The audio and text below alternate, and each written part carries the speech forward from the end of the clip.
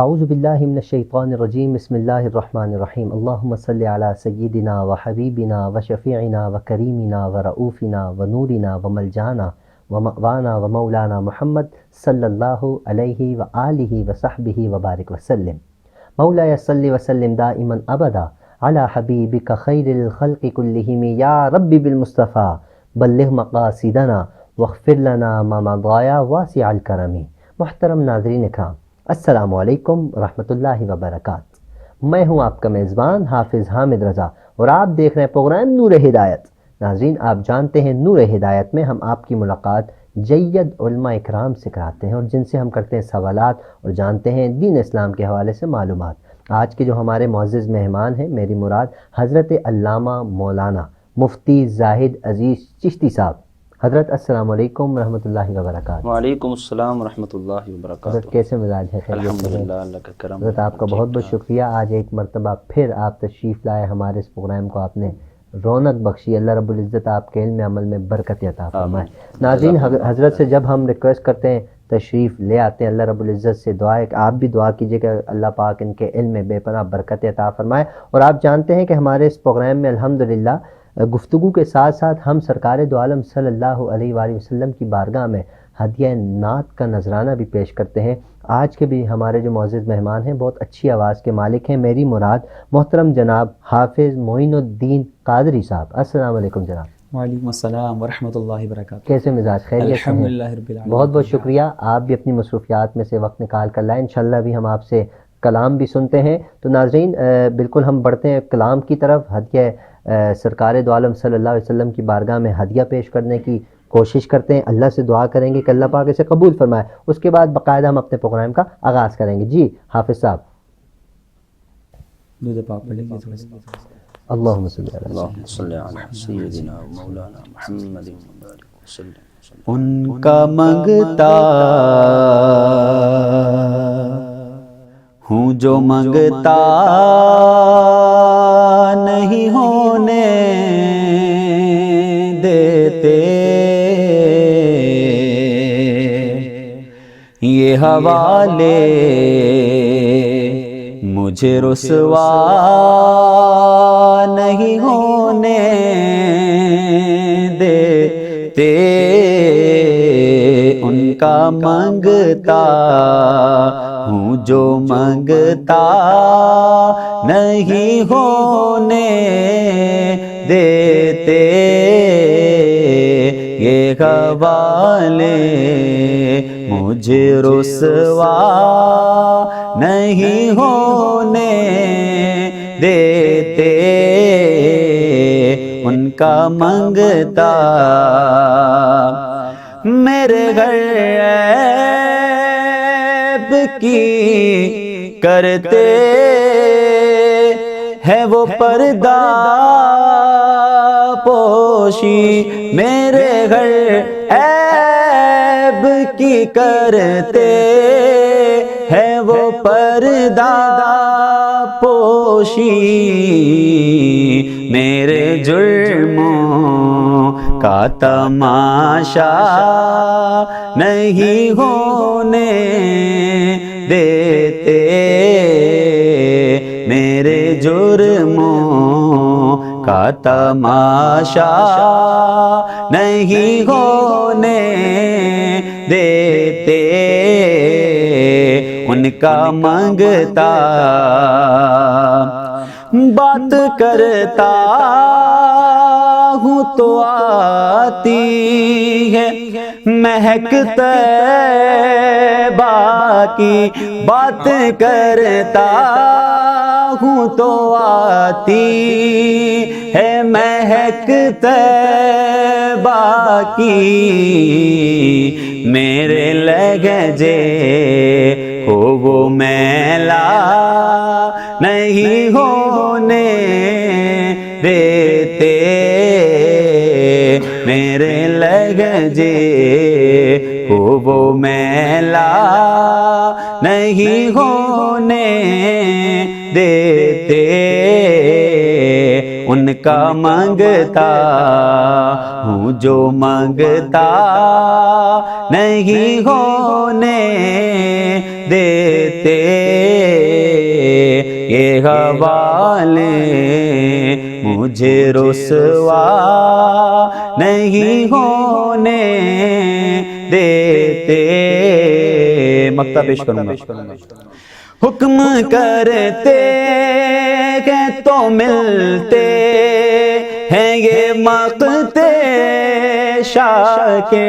حکم کرتے ہیں تو ملتے ہیں یہ مقتے شاہ کے. اپنا چاہیں تو مطلع نہیں ہونے دیتے.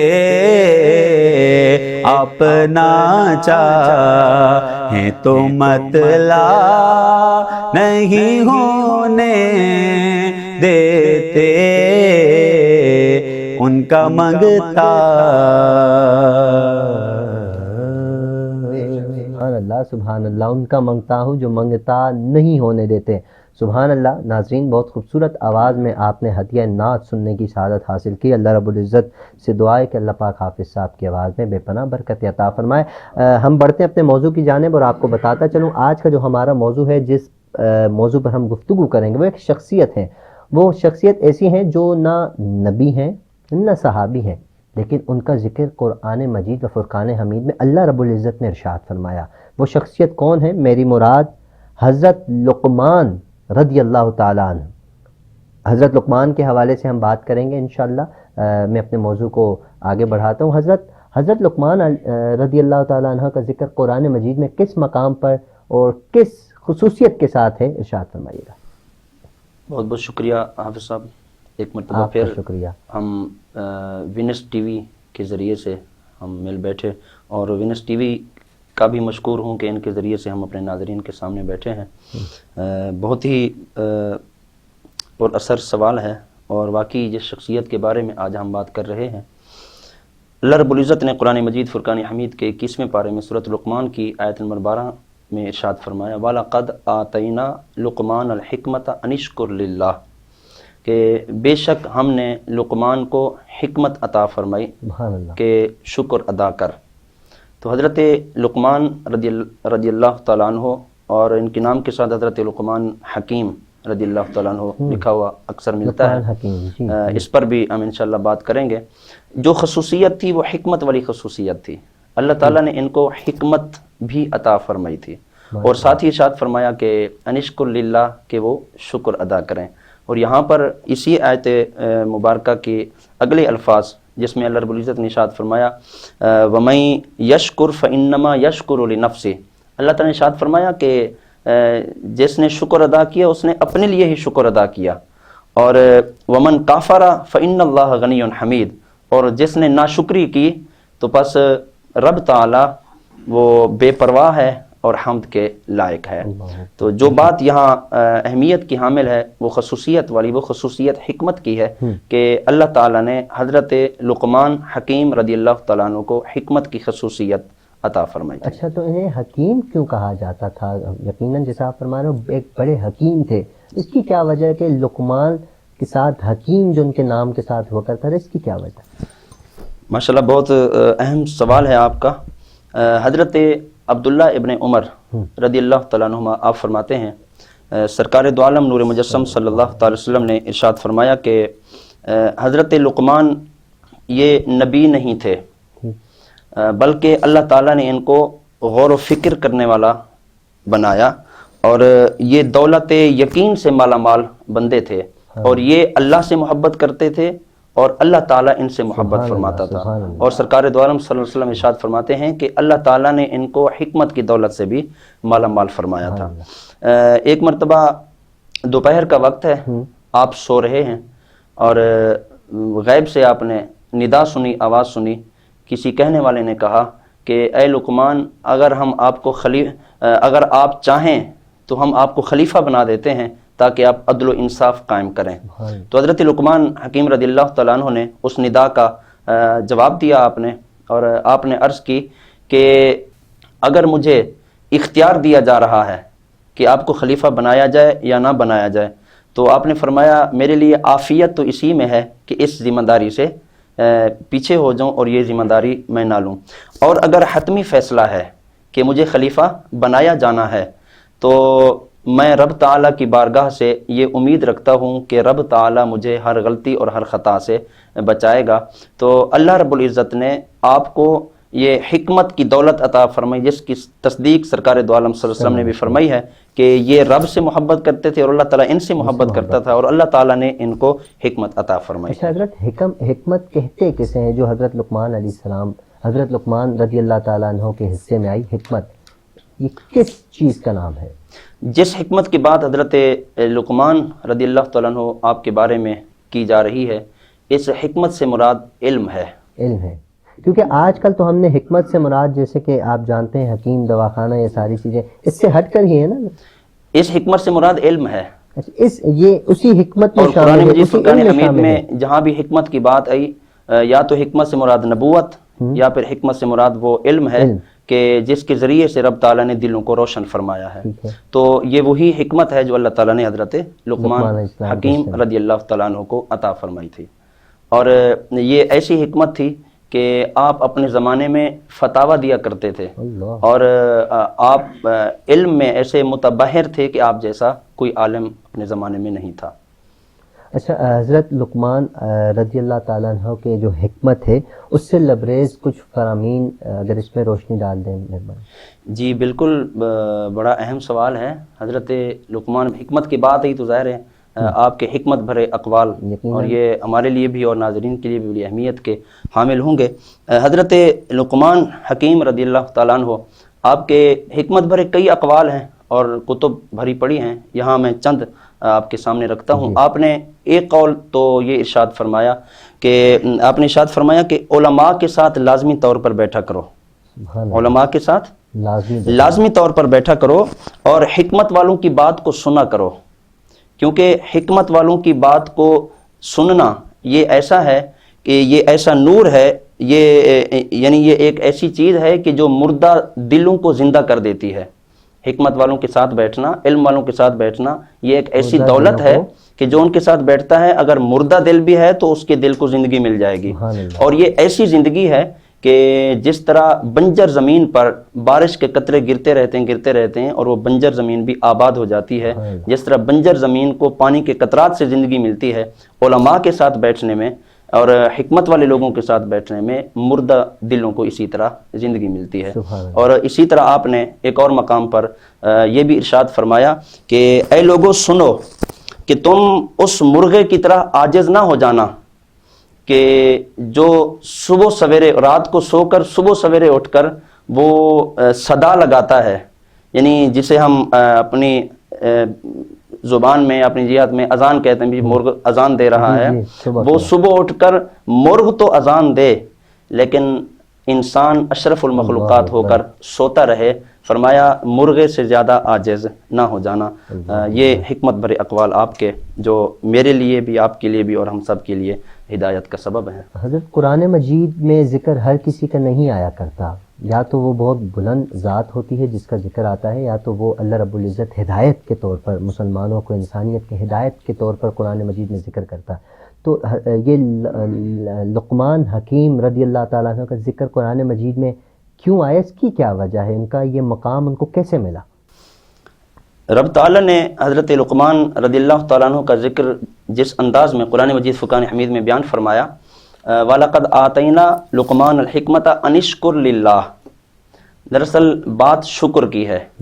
حضرت لقمان رضی اللہ تعالیٰ عنہ کو شکر ادا کرنے کا حکم تو ملا، اور یقیناً وہ ایسے شاکر تھے اور رب تعالیٰ کی بارگاہ کے ایسے محبوب بندے تھے کہ اللہ تعالیٰ نے خصوصیت کے ساتھ ان کا نام قرآن مجید فرقان حمید میں ذکر فرما دیا. یعنی شکر ایک ایسی نعمت ہے، ایسی اہمیت کی حامل نعمت ہے جس کے بارے میں نے شروع میں ہی عرض کیا کہ وَمَن يَشْكُرْ فَإِنَّمَا يَشْكُرُ لِنَفْسِهِ. کوئی اگر کسی نعمت پر شکر ادا کرتا ہے تو وہ یہ نہ سمجھے کہ رب تعالیٰ کا شکر ادا کر کے رب تعالیٰ پر احسان کر رہا ہوں یا رب تعالیٰ کی ذات کو اس سے نفع ہوگا، ایسی بات ہرگز نہیں ہے۔ میرے اللہ نے ارشاد فرمایا کہ جو شکر کرتا ہے وہ اپنے لیے شکر کرتا ہے، اور شکر کرنے پر جو اللہ تعالیٰ نعمتوں میں اضافہ فرماتا ہے وہ اسی کے لیے ہوتا ہے کہ جو شکر ادا کرتا ہے۔ اور آگے رب تعالیٰ نے یہ بھی ارشاد فرما دیا وَمَنْ كَافَرَ فَإِنَّ اللَّهَ غَنِيٌّ حَمِيدٌ، کہ جو ناشکری کرتا ہے اللہ تعالیٰ پھر اس سے بے پرواہ ہو جاتا ہے۔ تو یقیناً حضرت لقمان حکیم رضی اللہ تعالیٰ عنہ رب تعالیٰ کا بہت زیادہ شکر ادا کرنے والے تھے۔ رب تعالیٰ نے اہمیت خصوصیت کے ساتھ ان کا ذکر اور ان کا یہ مقام اللہ رب العزت نے بلند فرما دیا۔ اچھا حضرت، جو انسان شکر ادا نہیں کرتا، جیسے انسان کو بہت کچھ ملتا ہے، بہت سے لوگ ایسے ہیں اس دنیا میں بھی بہت سے لوگ ہیں، پہلے بھی ہوا کرتے تھے جو شکر ادا نہیں کرتے تھے، ان کے لیے کیا حکم ہے؟ جو شکر ادا کرتے ہیں اللہ رب العزت ان کا مقام بڑھا دیا کرتا ہے، اور جو شکر ادا نہیں کرتے ان کے لیے کیا حکم ہے؟ بڑا بہترین سوال ہے یہ تو، اور یہ آج تو ضرورت ہے اس بات کی، بالکل، اور ماشاء اللہ بڑی آپ نے توجہ دلائی۔ اصل میں انسان کی فطرت ہے کہ جب نعمتوں کی برسات اس پر ہوتی ہے نا تو پھر وہ منع میں حقیقی کو بھول جاتا ہے، صحیح ہے، اور وہ یہ سوچتا ہے کہ شاید میں اپنے زور بازو پر، میری محنت تھی، میں نے کوشش کی، اور اس بنیاد پر یہ میرے پاس مال دولت کا انبار لگ گیا اور جائیداد بن گئی، اور بہت کچھ آمد و رفت لوگوں کی ہو گئی، اور میرے پاس سرمایہ بہت سارا ہو گیا۔ دراصل وہ رب تعالیٰ کی نعمت اور عطا ہوتی ہے، اور یہ بات بھی آپ یاد رکھیں کہ ضروری نہیں کہ اللہ تعالیٰ کسی کو نواز رہا ہے اللہ تعالیٰ اس سے راضی بھی ہو۔ کئی ایسے بھی دنیا میں گزرے ہیں لوگ کہ رب تعالیٰ نے نعمت دی اسی لیے ہے کہ اللہ تعالیٰ ان کو آزماتا ہے، اور یہ تو قانون قدرت ہے کہ اللہ تعالیٰ کسی کو نعمت دے کر آزماتا ہے اور کسی کو نعمت لے کر آزماتا ہے۔ کسی کو نعمت دے کر رب تعالیٰ اس طرح آزماتا ہے کہ نعمت ان پر نشاور کر دوں اور دیکھوں کہ میری مخلوق کا کس طرح وہ خیال کرتا ہے اور میرا شکر کس انداز میں ادا کرتا ہے۔ اور ایسا شخص رب تعالیٰ کا شکر ادا کرتا رہے، اور رب تعالیٰ کا شکر ادا کرتا رہے، اور اللہ تعالیٰ اس کی نعمتوں میں مزید اضافہ فرماتا رہتا ہے، یہاں تک کہ وہ اللہ کا مقبول اور محبوب بندہ بن جاتا ہے۔ اور جب بندہ اس کنڈیشن میں آ جاتا ہے کہ جناب چاہیے تھا اللہ کا شکر ادا کرے، لیکن اس نے اپنی انا میں آ کر اپنی ذات کو فوقیت دیتے ہوئے اپنے زور بازو پر جب وہ اس کا پرچار کرنے لگا کہ میری محنت اور میں نے یہ کر دیا اور میں نے یہ کر دیا، تو یہ ناشکری ہے، اور جو رب تعالیٰ کا ناشکرہ ہوتا ہے وہ اللہ کو پسند نہیں ہے۔ ایک نہ ایک دن ایسا آتا ہے کہ وہ ملی ہوئی نعمت بھی پھر اس کے ہاتھ سے چلی جاتی ہے، پھر وہ پچھتاتا ہے، پھر وہ اللہ رب العزت کی بارگاہ میں گڑ گڑا کر توبہ کرتا ہے تو اس کی توبہ قبول ہوتی ہے۔ اگر وہ توبہ کی طرف نہیں بڑھتا تو اس کے ساتھ معاملات بڑا خراب ہو جاتا ہے۔ ناظرین، ہمیں چاہیے اللہ رب العزت کا جتنا بھی دیا ہوا ہمارے پاس ہے اس کا شکر ادا کریں۔ یقین مانی ہم شکر ادا کرتے رہیں گے، وہ ہمارے نام اعمال بھی بڑھائے گا، اور ہمارے حقیقی معنی پر جو ہمارے پاس مال ہوگا اللہ رب العزت اس کو بھی بڑھا دے گا، اور کل قیامت والے دن بھی ہمارے وہ شکر ہمارے کام آئے گا۔ اچھا حضرت، جیسے ہم لقمان حکیم رضی اللہ تعالیٰ عنہ کے حوالے سے بات کر رہے ہیں تو سرکار دو عالم صلی اللہ علیہ وآلہ وسلم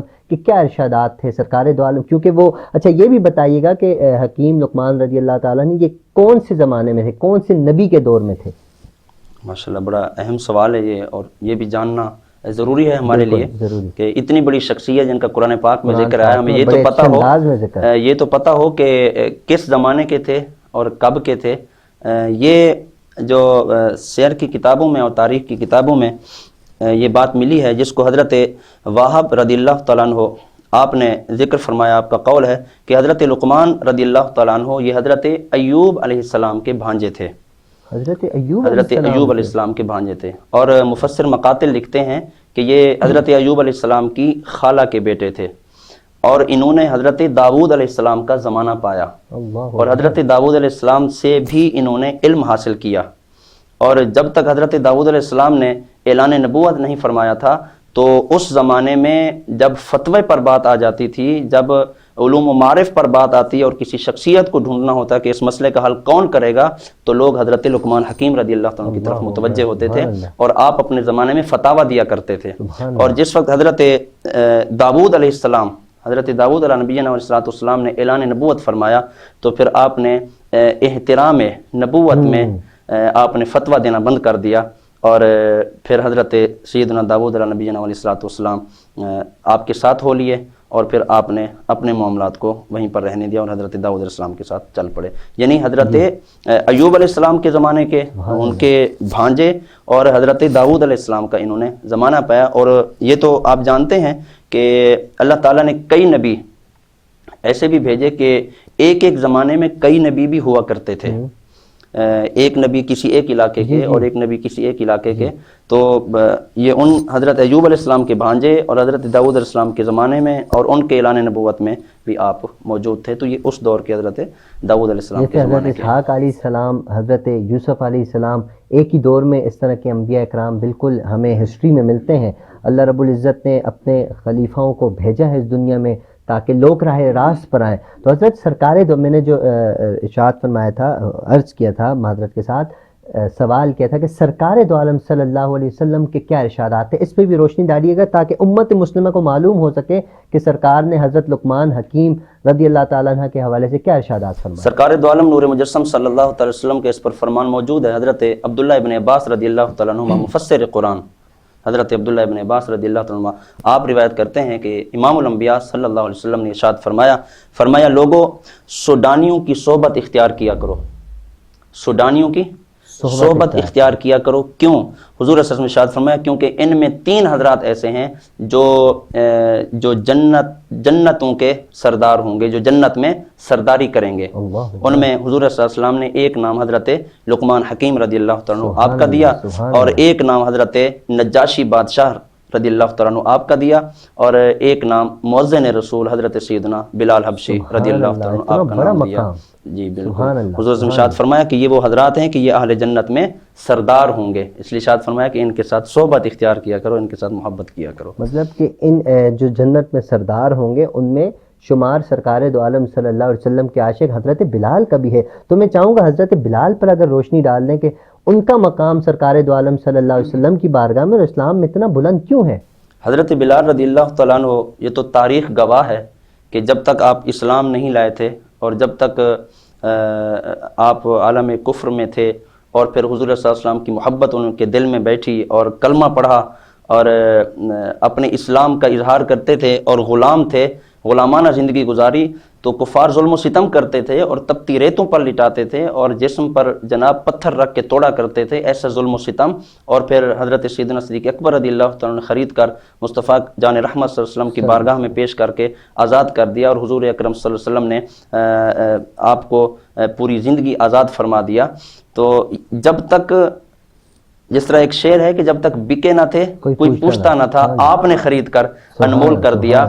جب تک وہاں تھے تو تپتی ریتوں پر لٹتے ہوئے آئے اور ظلم و ستم برداشت کرتے ہوئے آئے، اور جب سرکار دو عالم نور مجسم صلی اللہ علیہ وسلم آپ کی بارگاہ میں پہنچے تو حضور اکرم صلی اللہ علیہ وسلم کی ذات گرامی، حضور اکرم نور مجسم صلی اللہ علیہ وسلم کی ذات گرامی تو وہ ذات ہے کہ جن کی بارگاہ میں نہ تو ادنا اور اعلیٰ کا کوئی فرق ہے، نہ ہی گورے کالے کا کوئی امتیاز ہے. حضور صلی اللہ علیہ وسلم تو سب کو ایک ہی صف میں جمع فرما دیتے تھے.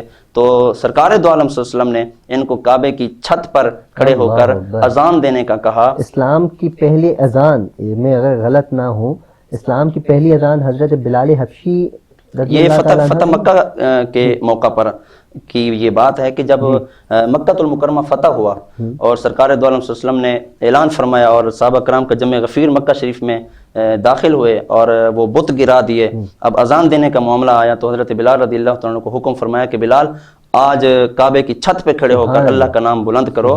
تو یہ اسلام کی طاقت ہے کہ جب تک چھپے ہوئے تھے تب تک ظلم و ستم برداشت کرتے رہے، جب مصطفیٰ کریم صلی اللہ علیہ وسلم کے قدموں میں آ گئے اسلام نے ایسی عزت دی اور ایسا مقام بلند کیا کہ کعبے کی چھت پر کھڑے ہو کر ایک حبشی اور غلام ہو کر کعبے کی چھت پر کھڑے ہو کر اذان دے اللہ کا نام. اور سرکار جب ہجرت فرما کر مدینہ پہنچے، مسجد نبی کی تعمیر ہوئی، اب اذان دینی تھی، لوگوں کو صدا دینی تھی، تو اس وقت بھی سب سے پہلے حضرت بلال حبشی کا نام سب صحابہ اکرام نے پیش کیا کہ بلال کی آواز بڑی پیاری ہے. تو ناظرین آپ نے سنا سرکار کے غلاموں کی کیا شان ہے، اور ہم نے آج بات کی ہے حضرت لقمان حکیم رضی اللہ تعالیٰ عنہ کے حوالے سے. ہم نے جانا کہ وہ کون سی شخصیت ہیں جو نبی بھی نہیں ہیں، صحابی بھی نہیں ہیں، لیکن ان کا مقام اللہ رب العزت کی بارگاہ میں بہت بلند ہے۔ اللہ رب العزت نے قرآن میں بھی ان کا حکم ارشاد فرمایا۔ تو ناظرین، ہم اپنے پروگرام کو باقاعدہ اختتام کی طرف لے کر جا رہے ہیں۔ میں حضرت آپ کا بہت شکریہ ادا کروں گا، آپ تشریف لائے، آپ نے ہمیں علم عطا فرمایا، اللہ رب العزت آپ کے علم میں بے پناہ برکت عطا فرمائے۔ اور حافظ صاحب آپ کا بھی بہت بہت شکریہ، آپ تشریف لائے۔ تو ناظرین، انشاءاللہ ابھی ہم اپنے پروگرام کا اختتام نعت مصطفیٰ صلی اللہ علیہ وآلہ وسلم سے کریں گے۔ آپ اپنا خیال رکھیے گا، اپنے اہل و عیال، اپنے پڑوسی، اپنے رشتہ دار سب کا خیال رکھیے گا۔ وینس ٹی وی کی پوری ٹیم کو اپنی خصوصی دعاؤں میں یاد رکھیے گا۔ السلام علیکم ورحمۃ اللہ وبرکاتہ۔ دل الفت سرکار بسانے کے لیے ہے،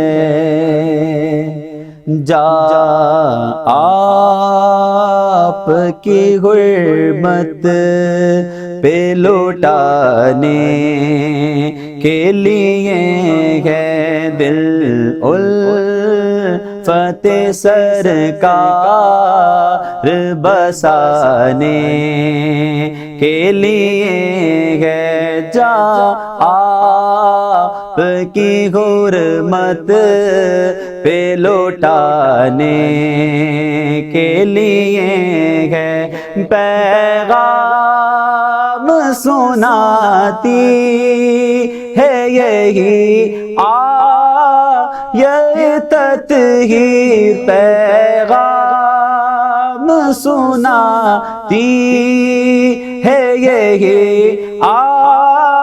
یہ تطہیر، عزت میرے آقا کے گھرانے کے لیے ہے، عزت میرے آقا کے گھرانے کے لیے ہے، سرور جو بلاوا نہیں آیا کئی دن سے، ہم سب کا سرور جو بلاوا نہیں آیا کئی دن سے، سرور جو بلاوا نہیں آیا کئی دن سے،